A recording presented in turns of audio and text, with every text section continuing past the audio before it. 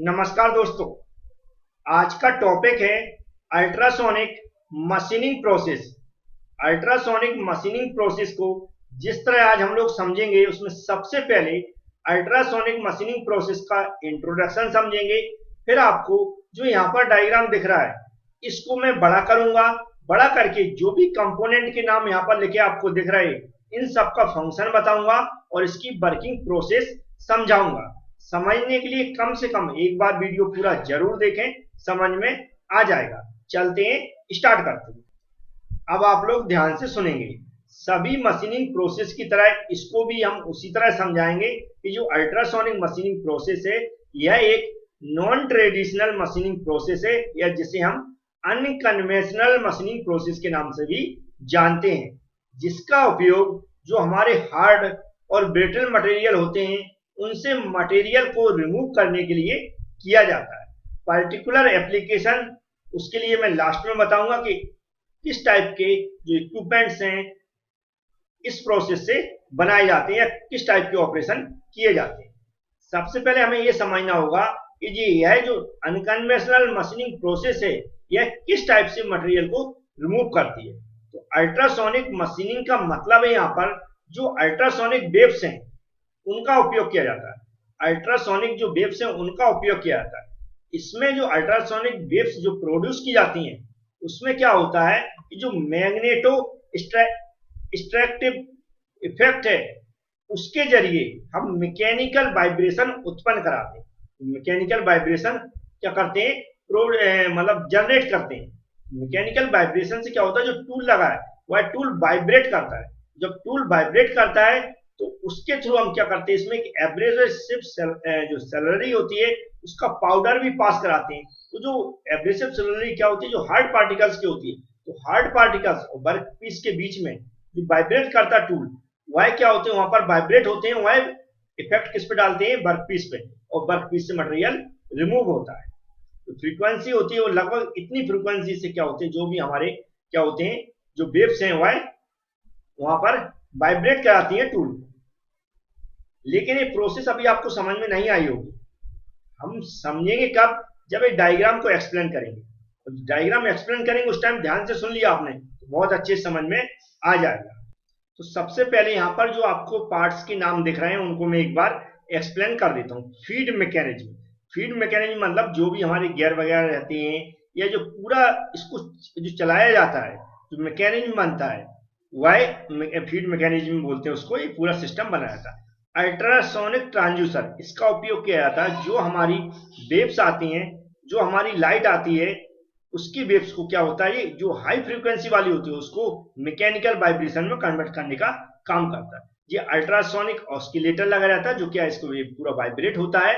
यहाँ पर क्या होती है, जो हमारी यहाँ से जो हाई फ्रीक्वेंसी वाली जो वाइब्रेशन में कन्वर्ट हो जाता है हमारी लाइट, जो वेव्स हैं, वह आगे जाती हैं कहां पर, जो हमारा ट्रांसड्यूसर कौन है या फिर हॉर्न बोलते हैं, उसमें जाती हैं। उसके साथ हमारी कनेक्टिंग बॉडी लगी रहती है कनेक्ट करने के लिए। सिर्फ ये उसके साथ एक टूल होल्डर लगा रहता है और हमारा यहाँ पर टूल लगा रहता है।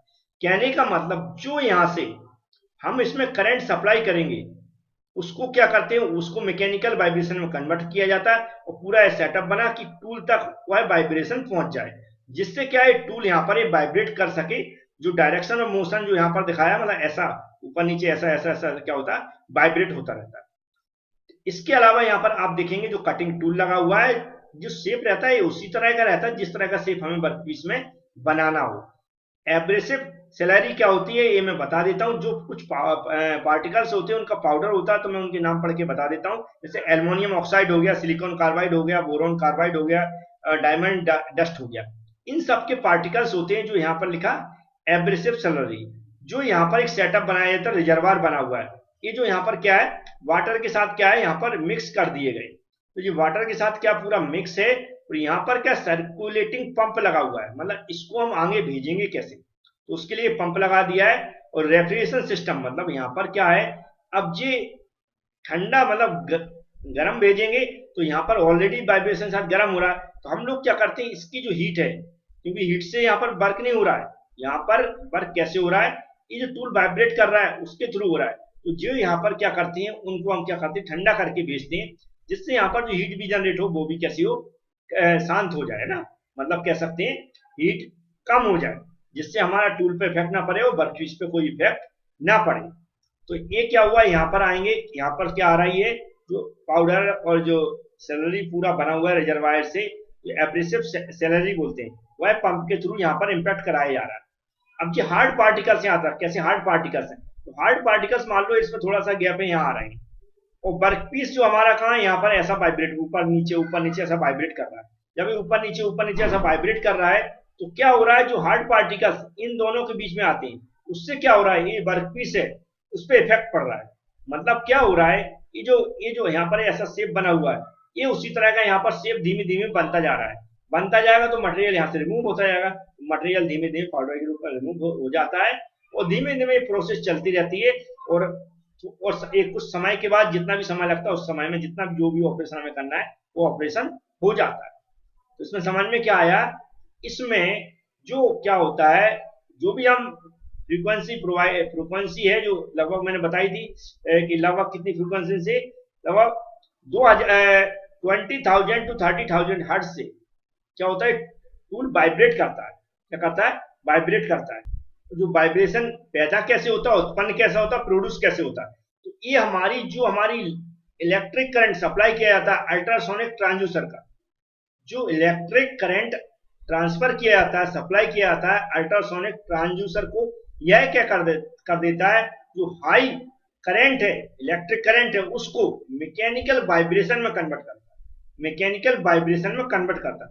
वह जो वाइब्रेशन है वह धीमे धीमे ट्रांसफर होता है, जिस तरह यहाँ पर हमें पूरा सिस्टम बना के रखा है, और हमारा जो टूल है वह वाइब्रेट होने लगता है।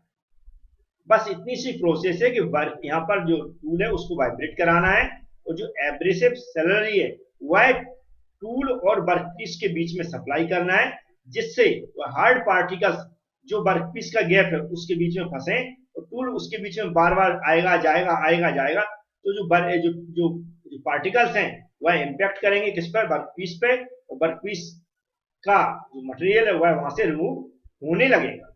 ये भी आपको समझ में आ गया होगा कैसे काम करता है। जैसा मैंने बताया, अगर कहीं भी लगता है आपको समझ में नहीं आ रहा है तो या तो वीडियो रिपीट करके देख लें, फिर भी आपको समझ में नहीं आ रहा तो पीडीएफ पढ़ लें, तो दोनों के कॉम्बिनेशन से आपको समझ में आ जाएगा। पहले भी मैं बता चुका हूँ, पीडीएफ प्रोवाइड कराने का पर्पज है वो भी हिंदी और इंग्लिश दोनों भाषाओं में, कि कैसे भी आपको लेक्चर समझ में आना चाहिए।